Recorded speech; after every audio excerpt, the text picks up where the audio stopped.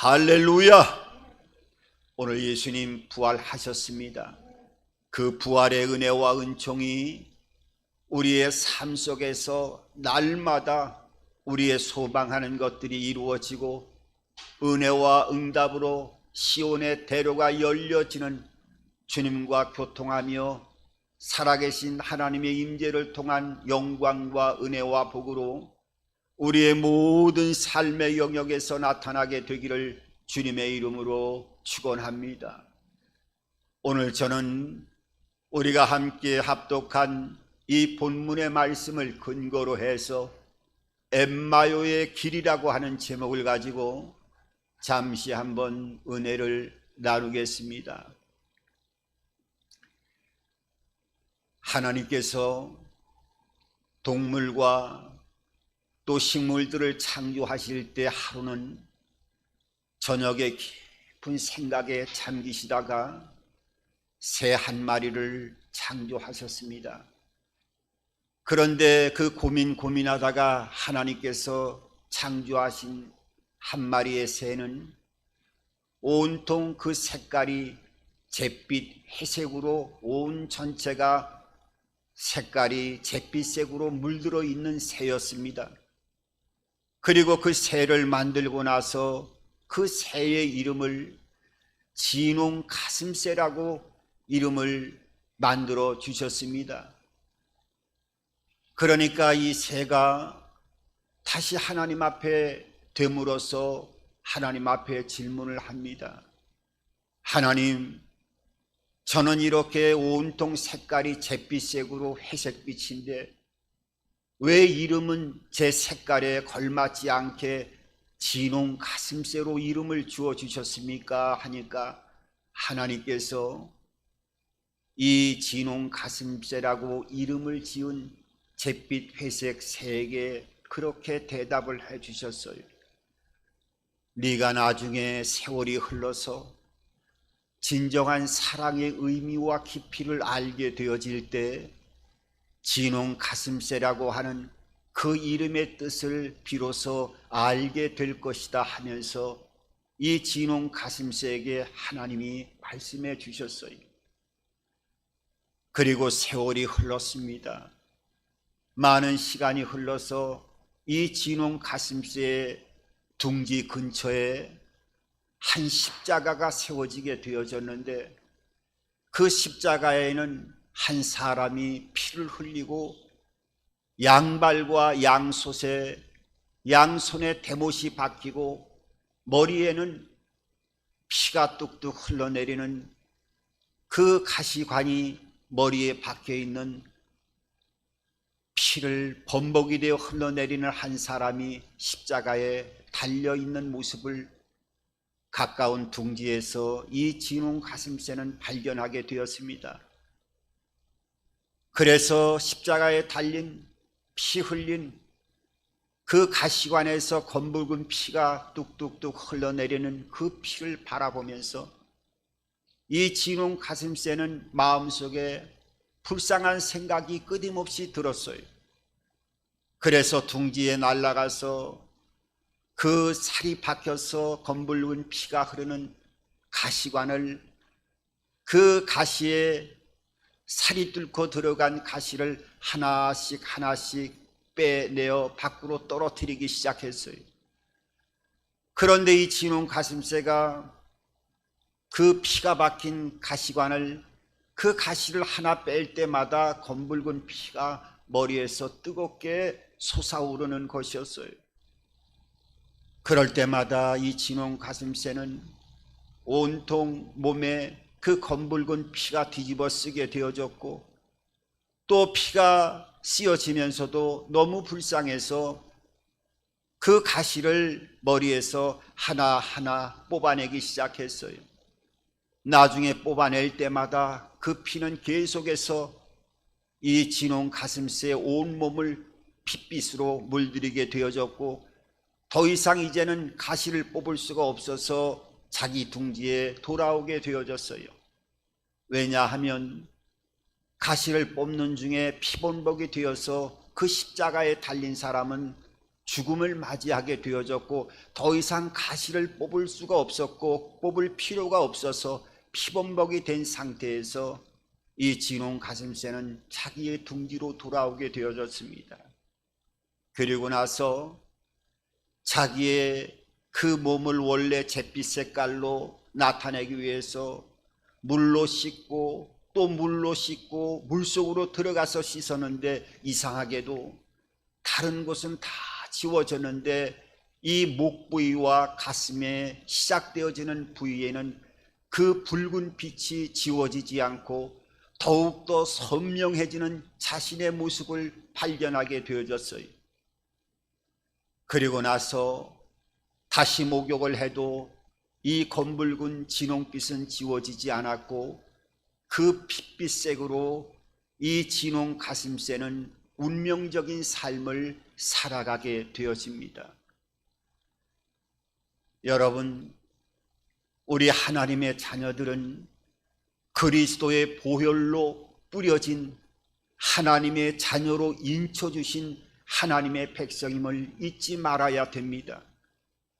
예수 그리스도를 믿고 그 믿음 안에는 요한복음 5장 24절 이하에 펼쳐지는 생명의 말씀처럼 아버지를 믿고 그 아들 예수 그리스도를 믿는 자에게는 영생을 얻었고 영생을 얻을 것이라가 아니라 완료형이 되어지는 영생을 이미 얻어서 새로운 생명이 시작이 되어졌고 사망에서 생명으로 옮기워졌다고 말씀하고 있어요.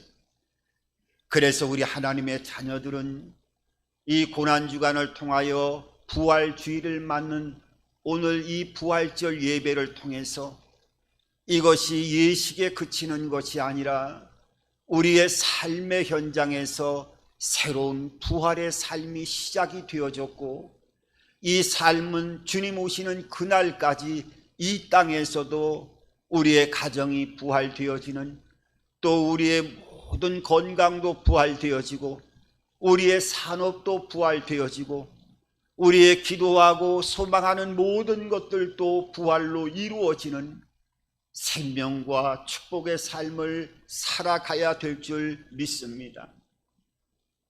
그래서 세상 사람들은 장례식장에도 가보면 영결식이라고 하는 말을 많이 사용합니다마는 우리 하나님의 자녀들은 이런 영결식이라고 하는 단어를 사용하면 안 됩니다.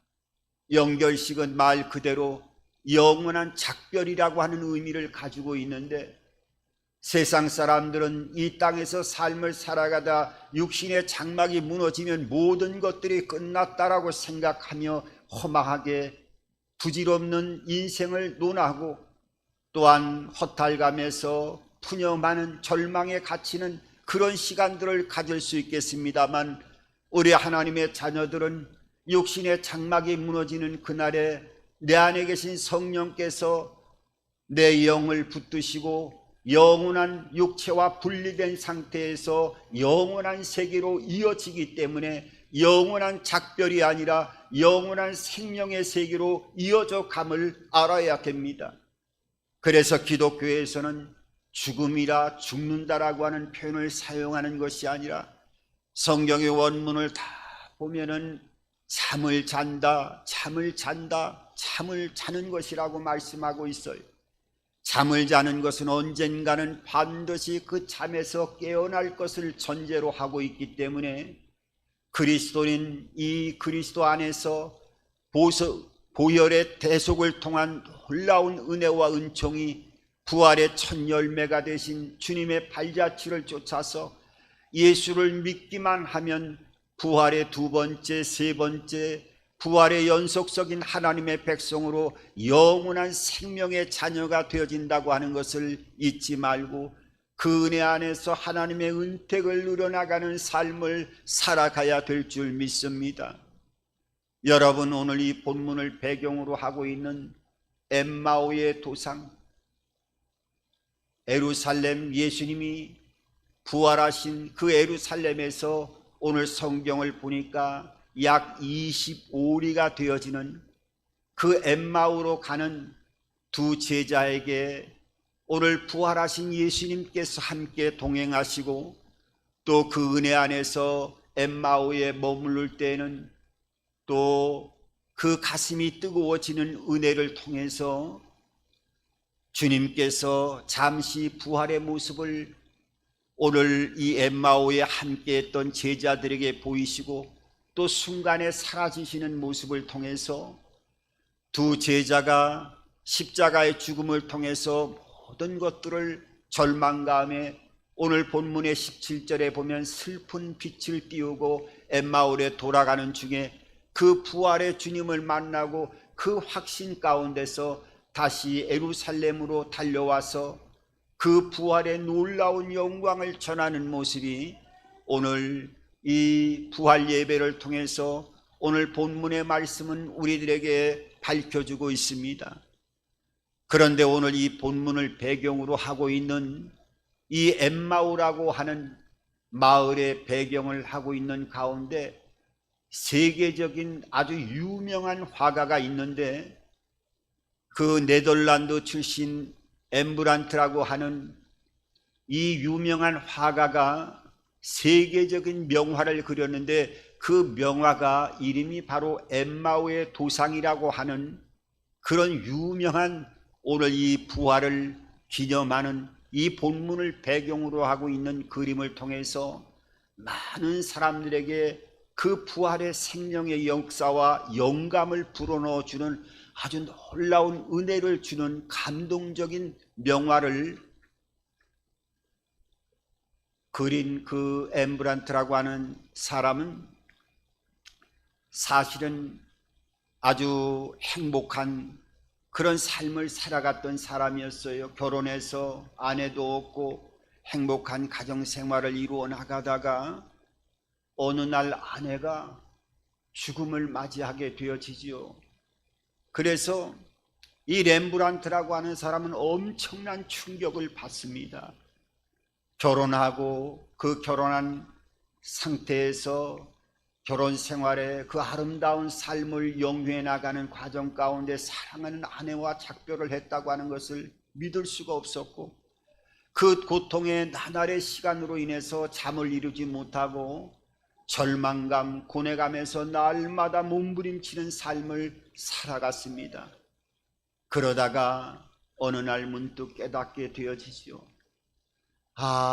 이 땅에서의 죽음이 모든 것들이 끝나는 것이 아니다라고 하는 놀라운 깨달음을 얻게 되어지고 또 예수 그리스도를 믿고 그 구원의 은혜 안에서 첫 번째 야경이라고 하는 그 유명한 그림을 그렸는데 그 야경을 그림을 그리고 나서 완성한 다음에 기자들이 물어봤어요.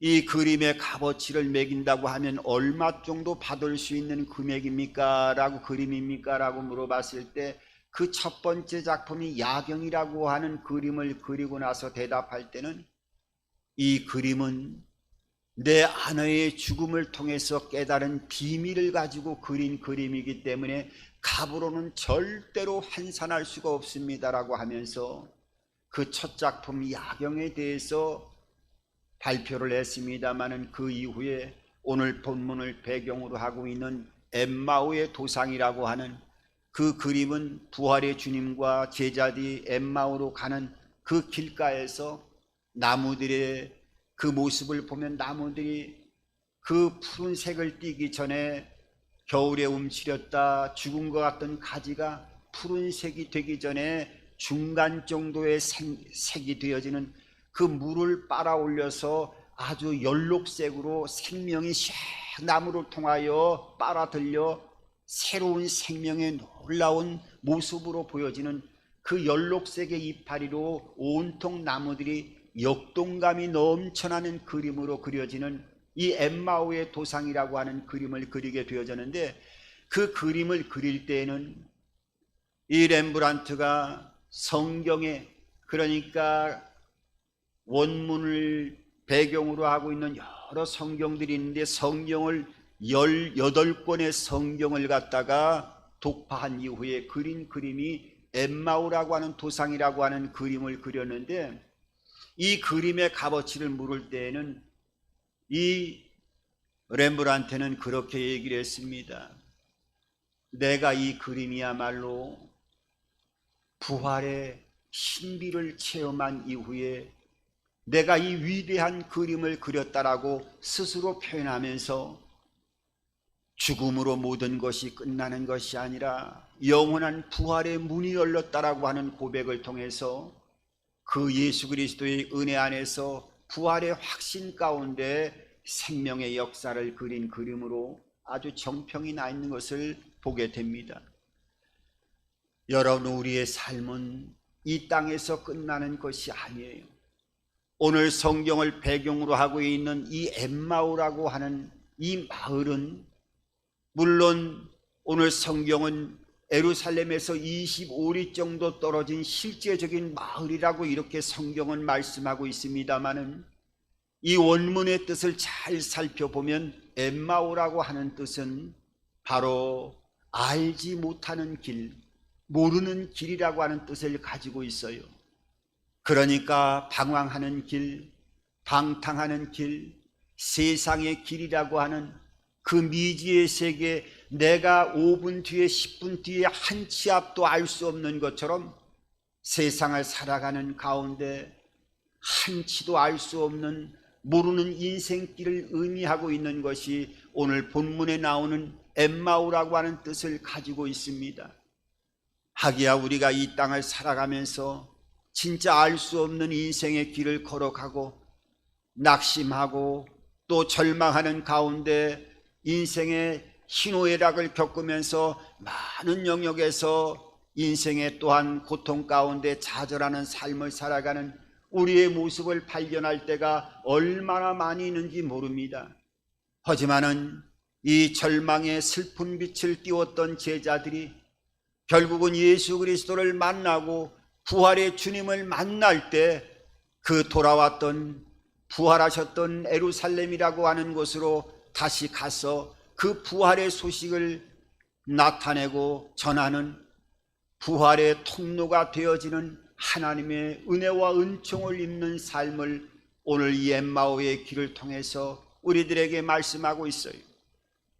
그래서 우리가 날마다 부활하신 주님을 만나야 되는데, 그러면 날마다 부활하신 주님을 어떻게 하면 우리가 만나고 그의 은혜 안에서 삶을 살아가게 되어질까요?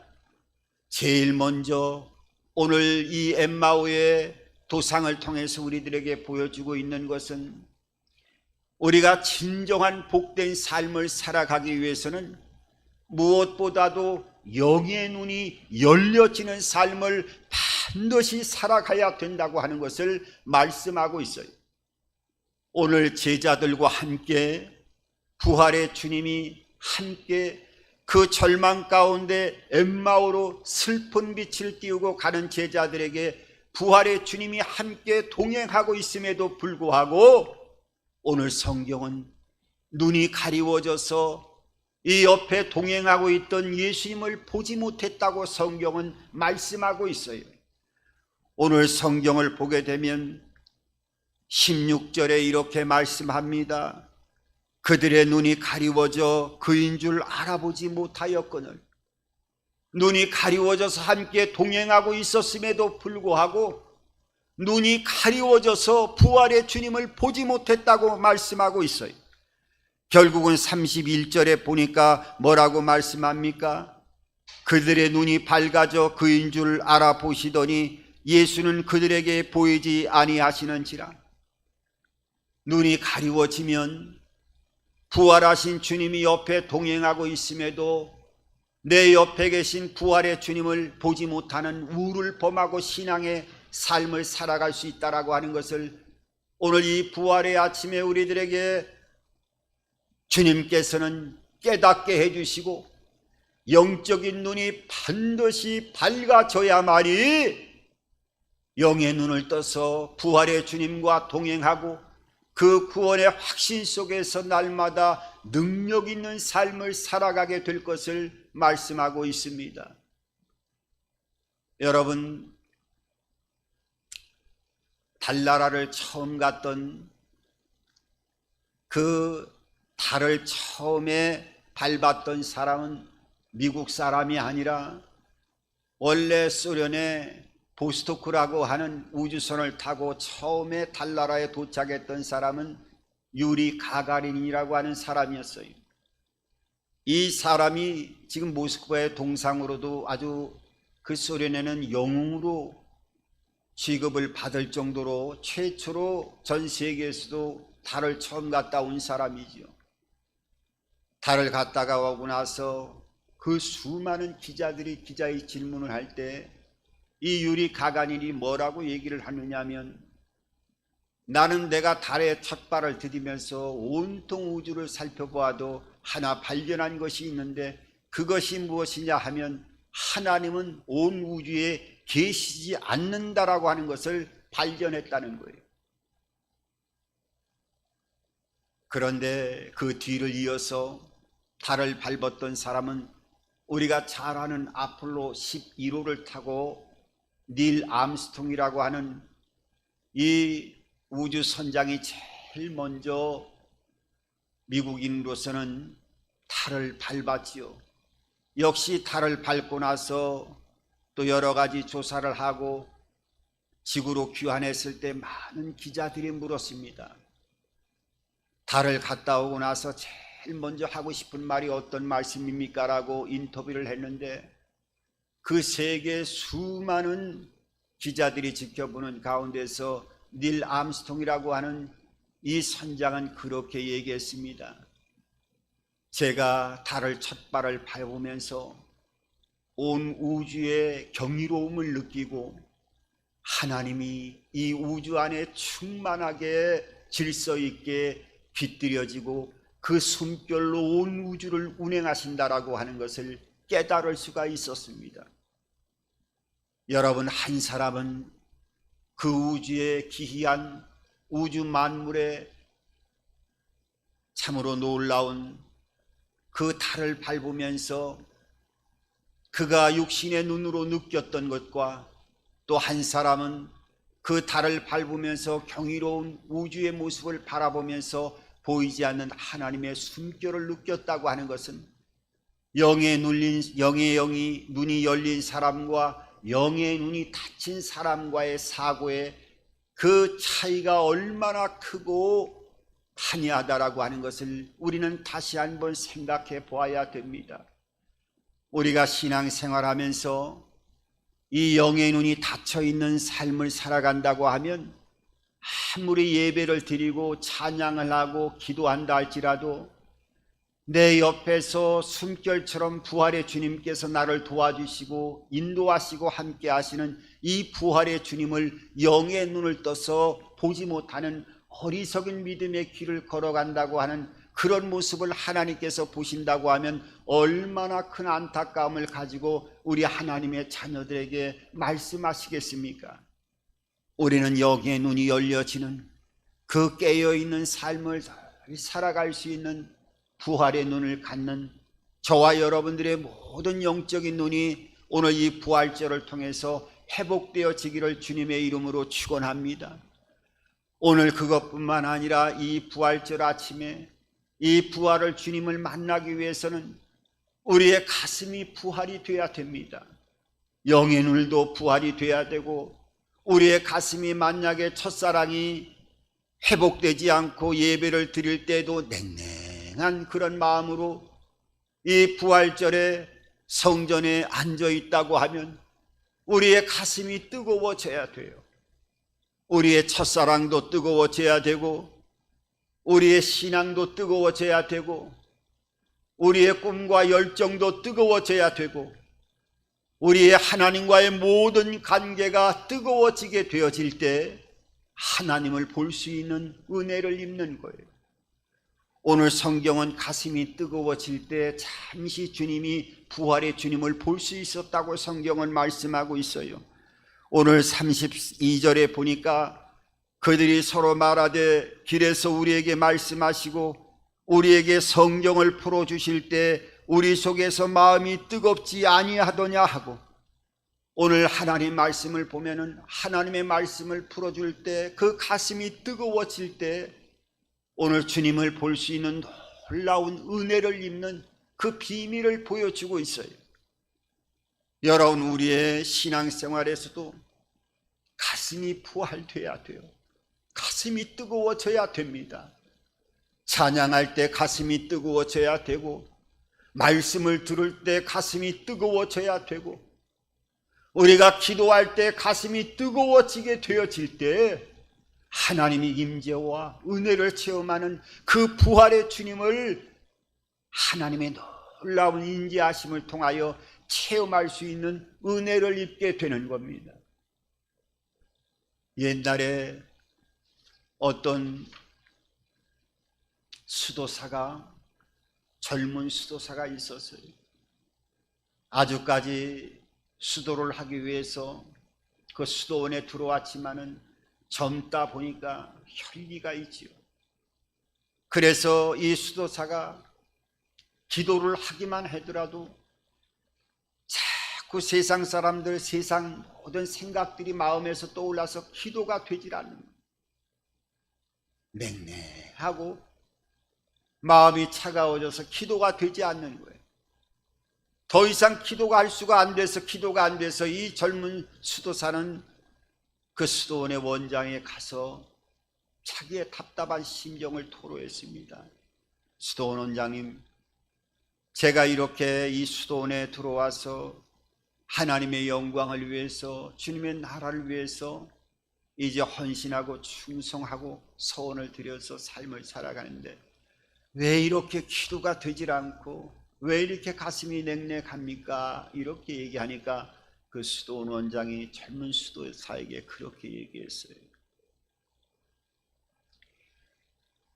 여기 수도원에 있는 이 수도원의 이 골짜기에도 팔이나 짐승이 솥이 차가워지면 그 솥 위에 올라가 있고 또 솥 근처에 이 팔이나 짐승들이 앉아 있지만은 이 솥이 불을 떼서 뜨거워지게 되어지면 팔이나 짐승들이 절대로 이 솥 위에 곁에 와 있지를 않는 것입니다라고 하는 이 귀중한 진리를 가르쳐 주니까 이 젊은 수도사가 그 얘기를 듣고 자기의 숙소를 들어와서 자기의 가슴을 데피는 기도를 했습니다.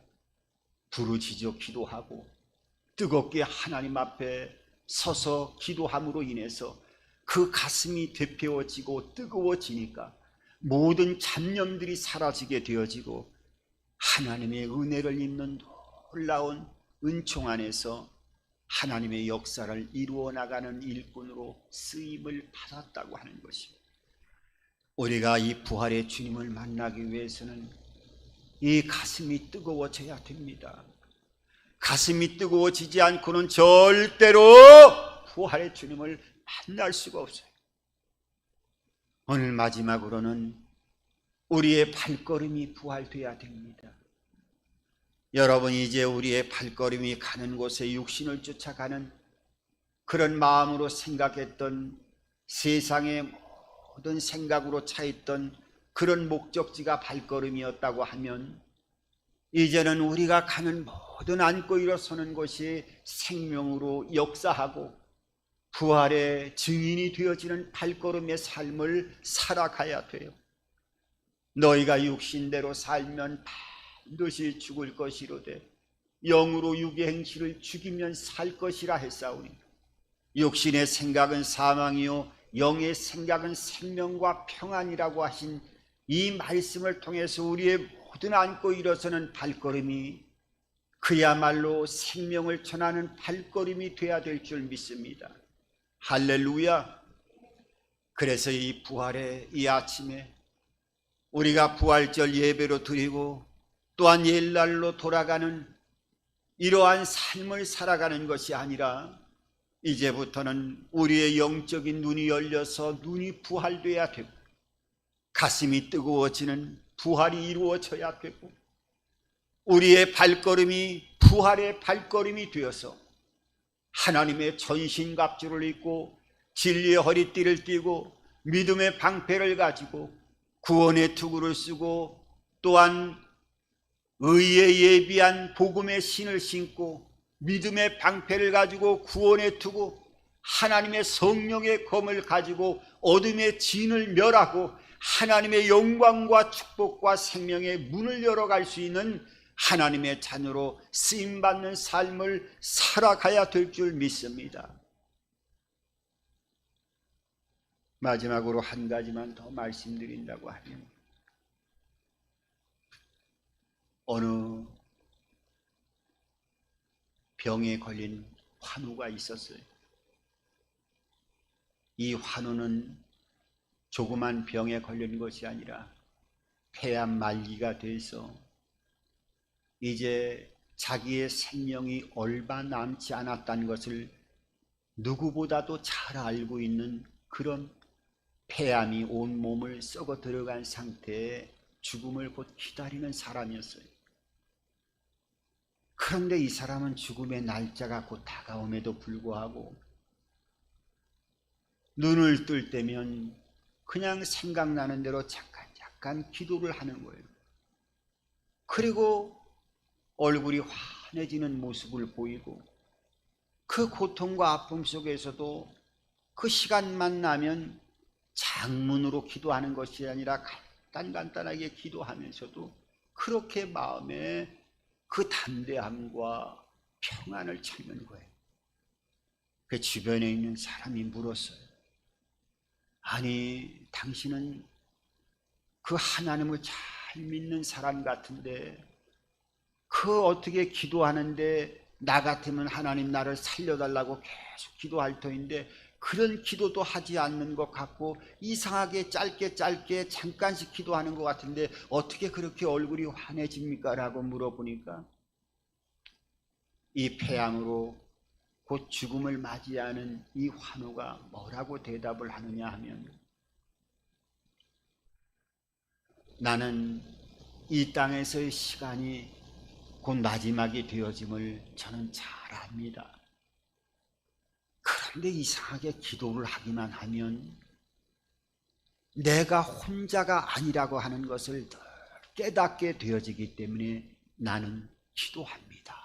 이렇게 대답하더라는 거예요.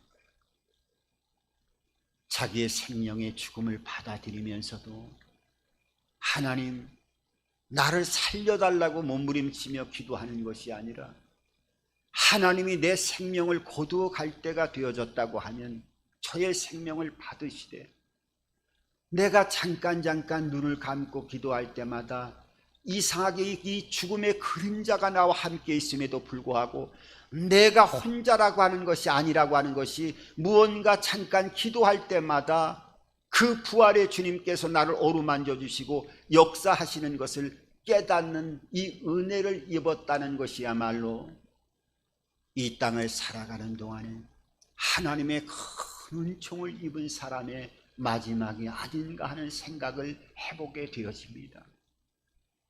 여러분, 우리가 삶을 살아가면서 어떤 문제를 만나고 어려운 문제를 경험한다 할지라도 내가 잠깐 기도할 때마다 내가 기도의 방법도 제대로 모르고 남들처럼 유능하게 유창하게 기도에 그 남들의 귀를 속삭일 정도로 그 화사한 언어구사를 통해서 대표기도 하는 것이 아니라 할지라도 내 마음속에 하나님이 나와 함께 하시고 나를 도와주시는 것을 늘 체감하고 느끼는 삶을 살아간다고 하면 그거야말로 이 부활의 아침에 부활의 주님께서 내가 세상 끝날까지 너희와 함께 하겠다고 하는 그 약속과 언약이 성령을 통해서 우리 함께 동행하시고 역사하고 있다고 하는 것을 여러분들이 절대로 잊어버리지 마시고 나와 함께 동행하시는 그 부활의 주님과 함께 이 땅의 어려운 문제들 넉넉하게 이겨나가고 그 죽음의 그림자가 다가올 때에도 두려움이 없이 나와 함께 동행하시는 그 임재 안에서 주님과 교제하고 영원한 생명의 길로 들어갈 수 있는 저와 여러분들의 부활신앙으로 가득 채워지는 삶을 살아가게 되기를 주님의 이름으로 축원합니다. 좋으신 아버지 하나님, 은혜와 사랑을 감사드립니다. 이 부활의 아침을 통해서 다시 한번 우리의 연약한 믿음을 긍휼히 여겨주시고 하나님의 은혜와 담대함으로 우리의 마음을 붙잡아 주시어서 이제부터는 영안이 열려지는 삶을 살아가게 도와주시고 육신의 눈의 모든 비늘들이 다 떨어지는 삶을 살아가게 도와주시어서 영의 눈을 갖게 도와주시고 우리의 가슴이 날마다 시간마다 뜨거워져 어둠의 악한 세력들, 세상의 생각들이 우리의 마음에 자리 잡지 못하도록 우리의 가슴이 그리스도의 부활의 생명으로 뜨거워지게 도와주옵시고 그리함으로 행하여지는 우리 모든 발걸음이 생명의 발걸음이 되게 하시고 은혜의 발걸음이 되게 하시고 축복의 발걸음이 되게 도와주시고 하나님이 원하시는 은택의 발걸음이 되게 하여 주시옵소서. 은혜와 복의 모든 통로가 열려지게 도와주시옵소서. 예수님의 이름으로 기도드립니다. 아멘. 우리 고개 숙이고